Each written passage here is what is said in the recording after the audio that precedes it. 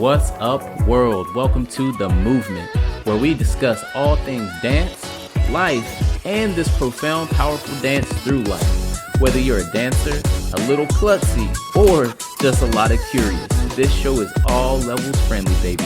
So lace up and let's go. What's going on, y'all? Melvin A.C. Howell here. I'm really sad right now. Just really, really sad. I'm going to explain. But first, I want to shine some light on what this show is about. So far, I've talked about dance and talked to dancers from different parts of the world, different parts of the country, and what their expertise is and how they came to that particular style of dance and how has dance affected their life and pushed them to get to where they are now, literally, physically, spiritually, mentally, emotionally. And that's fantastic, but that's not what this show, it's not the only thing that this show is about. This show is about coming up against adversities in life that you have very little control over and making the most out of it. It's about this dance through life.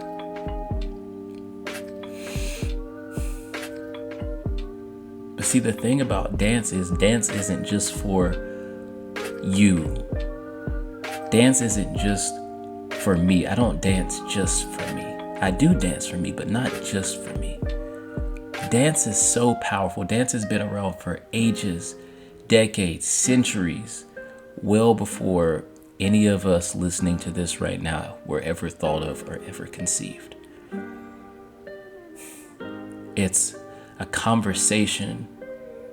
It's art. It's a universal language meant to connect everyone from all parts of the world. Dance does not discriminate at all.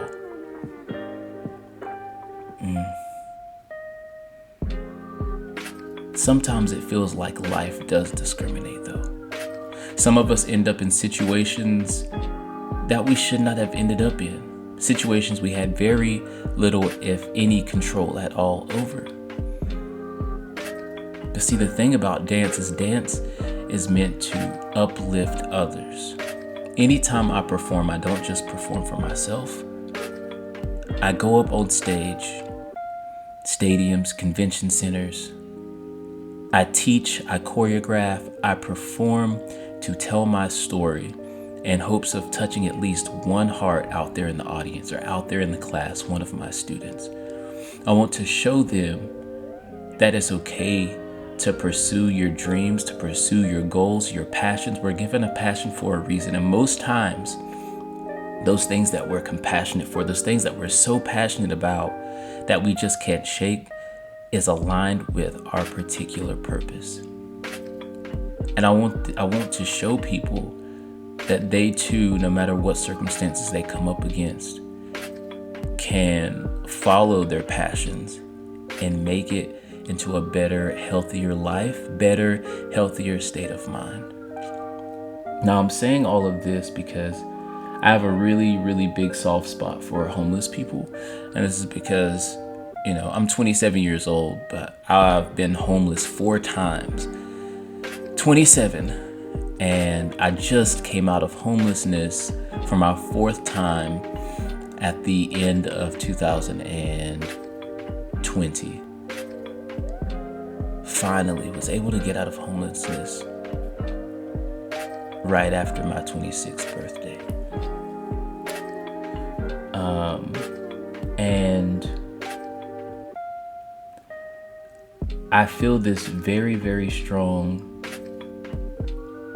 passion and a burden of sorts to help other homeless people.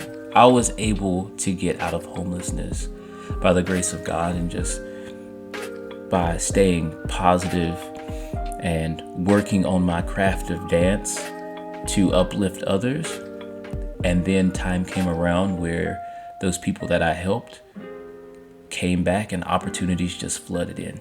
Even people that I didn't know, I got an opportunity to be one of the dancers in a Sylvan Esso video, and other artists in Atlanta and choreograph for people, and it's been fantastic. But then I look back at it and I'm like, dance is meant to uplift others, right? I say this over and over again. And there are others out there who are not as fortunate to be able to use dance, to leverage dance and the strength that dance gives as a means to stay positive and to use it as a source of therapy to believe that they'll be able to get out of the situation that they're currently in. Whether they got themselves into that situation or not doesn't matter. They're in that situation and no one wants to be down in the dumps. And I was just sitting out in my car as I drove past this homeless man, and I gave him the money that I had in my wallet or whatever. And, you know, sometimes I pick and choose, because sometimes I can just tell that the person asking for the money is just not trying to get out of their situation. They're milking it and trying to milk other people for their money so they can go and spend it on things that are harming them. But some of them, like, they really need that help and they just feel hopeless. And I know what that feels like, to be unseen, to feel unheard, to feel ashamed. And as I drove past him and I was coming back home, I just started crying. Because it's raining so hard outside. It's lightning, it's thundering, it's gray. And he has nowhere to go. And I just felt like I just needed to record this. It's not like an official episode, but we'll consider it a short episode. I say this to say, if you have platform, especially speaking to my dancers, because that's who this show is directed towards. And if you're not a dancer and you're listening to this show, thank you so much for tuning in. And this applies to you as well. If you have a platform, a gift, a talent, an art, especially in the realm of dance, there is power behind that. There is power behind that. And though it is not solely our responsibility to pull others up from the situations that they are in, when we have the resources, when we have the platform and the natural artistic gifts and abilities that can pull people out of situations that we were once in, or pull people out of the situations that they're in. Maybe we can't relate to the situation that that other person is in or those other people are in. But dance and art in general is so powerful, and it provides hope and strength.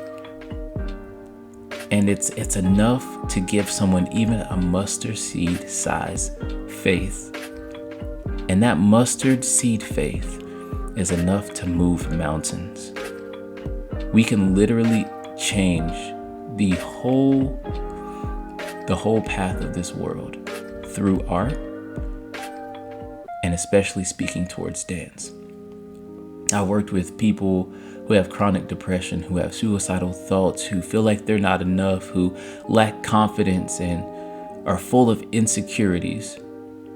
And through dance alone was able to uplift them, and they've been able to come back to me and say thank you, because I didn't believe that I would ever be any better. I didn't think that I was good enough. I've never felt heard, but now I do. And if I have this ability, coming out of poverty as a kid, being a full-grown adult, dealing with homelessness multiple times, if I was able to uplift others through dance and art and just pure compassion for another human being, you're listening to this, you have the resources. If you are listening to this podcast, thank you again. I love you so much. You have the resources to uplift someone else and to help them out of their position. And it doesn't even have to do with money. Maybe your kind words, maybe you just pray for someone, maybe you just dance for them. And that can change someone's whole day, whole week, year, the whole path of their life. So, use dance, use your gifts, abilities, talents, and your loving words to uplift somebody today, this whole week, this whole month, this whole year. And let's make a change. Let's be change makers and make a difference together. And watch how the trajectory of our lives and the lives of the people around us shoot upwards into the stars like a rocket ship. Thank you so much for listening to this this short of a podcast. And one love. Have a great day, great week, great month, great year. I'm out.